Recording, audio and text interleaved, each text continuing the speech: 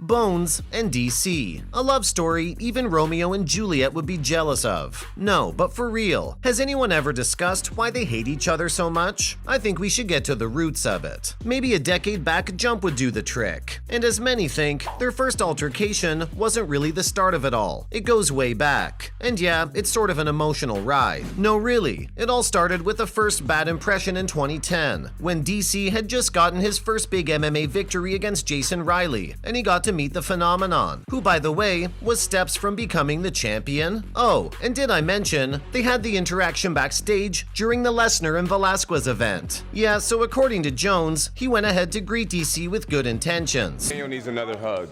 Nah, I don't need a hug. It made you cry in front of the world. Hey, that's passion. Been waiting for these cameras to stop. By the way, shout out to Helwani. He's the reason we know what actually happened. It's almost like Jones was sad about how it went down. As you said, you've learned a lot. There have been ups and there have been downs, but it seems like as of late, there's been, a fairly consistent trend up, right? He called the situation absurd, saying that he greeted him and approached him while beaming broadly. Because, why not? Jones added that he felt the urge to introduce himself to DC as both were of the same color and same sport. So, letting his intrusive thoughts win, Jon started with a banter saying that Cormier was an amazing wrestler, and DC being DC, was all serious about asking Jones if he knew who he was. To which Bones said he complimented his wrestling while continuing the banter and making a joke about taking him down. But you know what? We should see what the other guy had to say. So let's hear the Olympian side of the story, as he recalls the identical interaction, but unsurprisingly, he has a somewhat different view of what happened. In an interview with ESPN, he said that he wasn't sure if Jones was gonna recognize him, that too as an Olympian. But to him, he didn't appreciate the way the other guy pursued him. Okay, let's be honest for a moment. Bones' icebreaker might have been a bit offensive. I gave Daniel the finger, leaving the octagon. It felt great. Me and DC don't like each other, and I believe I can beat Daniel Cormier right now. And such things really vary from person to person. Cormier added that he didn't like the high-handed approach Jones came in with. You're talking. Yeah, you'll be talking Saturday. Hey, when I'm beating your Saturday, man. Okay, hey. Plus, the bet I can take you down joke acted as the cherry on top. DC said that if they had even exchanged hellos before, it wouldn't have been an issue. Hold up, wait a minute. You're telling me all the hate is because Jones was probably trying to make a good impression, which, by the way, isn't his first time. And all of this was just a big misunderstanding? Well, not too many people. They think it's just Jon being a jerk and trying to cover it up. But hey, who knows? Maybe we can find out if we move forward 3 years, to the time when Jones had become a champion. As we all know, the guy had one motto, or as many like to say that he's a machine. His programming was 3 words: fight, win, and repeat. Well, if you scratch the end, it's actually 3 words. But what to many is a robbery, Jones went against Gustafsson at a little event called UFC 165. That's the first and only time where he actually won with a close call. And still the undisputed UFC light heavyweight champion. You might be wondering, what does Gustafsson have to do in the Jones-Cormier love story? So you see, DC wasn't initially involved in the title match at UFC 178, until Gustafsson tore his meniscus. So during post-fight media day, their light animosity took a very big turn. Gustafsson's injury served as an unintentional gateway for the vendetta, but more crucially, he unlocked the entrance to this grand finale. Gustafsson leveled the playing field just enough, allowing it to now firmly support a true rivalry. He demonstrated that the unbeatable could be taken down. All it needed was the right opponent. And the funny part is, Media Day altercation is what pops up on the internet to this day. The fight? Not so much. So let's take a look at the turning point. The ESPN video talk session. Why video? Ask DC. The world wants to love Jon Jones. Love Jon Jones. I don't care. I do not represent these people.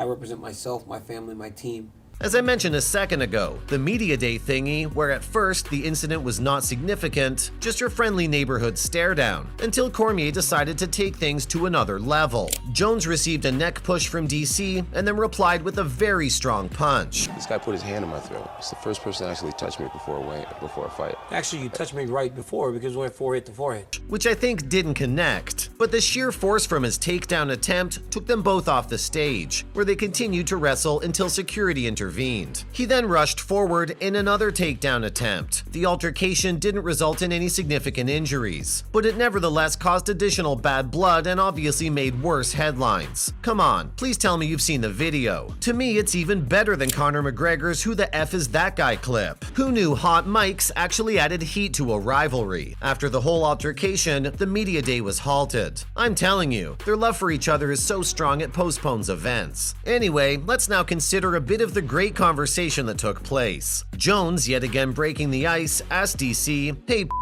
are you still there?" Cormier laughed and called him the fakest guy. He said that it was actually kinda cute of Jones, because of how fake he could get. See? Love. And that's not even the fun part. It was when Daniel said that he wished the security would let them come face to face so that he could spit on Jones's face. To which Bones instantly changed his tone and got all serious and scary. He said that if DC ever pulled a stunt like that, he'd be dead at Jon's hands. But again, DC kept his wit, saying that he wasn't gonna just sit there and let Jon kill him. This is where Bones said, "I'm not saying I'll fight you, I said I'll you." Daniel looked like he really wanted to take the challenge on, but to many fans, that was where he lost the psychological warfare. So anyways, their fight got postponed as Jones got injured. Same injury as Gustafsson, by the way, but their little brawl took a hit on their wallets. The Nevada State Athletic Commission unanimously decided to punish both combatants. A $50,000 of fine and 40 hours of community service were imposed on Jones. Cormier received a $9,000 fine and was mandated to perform 20 hours of community service. Jones spoke about a loss at the commission hearing where those sanctions were agreed upon, one that was far more serious than any penalty Nevada officials could administer. Nike cut off its support of Jones as a result of the argument. The agreement cost the victor 6 figures in money, in addition to being a historic agreement for Team Jones. To put it lightly, their finances were now being messed with by this rivalry. With that, the last point of contention was resolved, possibly cementing one of the largest feuds in UFC history. So long story short, they touched gloves at UFC 182. The delay made the verbal jabs weak, but fortunately for spectators, it warmed back up pretty quickly with Jones winning, taking DC down. In reality, it may have acted as an extra period of incubation, extending the putrefaction of the enmity. So their second fight was even more brutal. It was a title fight at UFC 214, where Jones again showed why he was the GOAT and knocked Cormier out. But the decision was overturned as he was found guilty of taking performance-enhancing substances. And then calamity befell Jones, as he got caught in other stuff outside the ring. A pity. Now we have him coming back in UFC 285. Do you think the 2-year ring rust will show? And who knows? We might get a trilogy after that. Let me know your thoughts. Having said that, see you in the next one.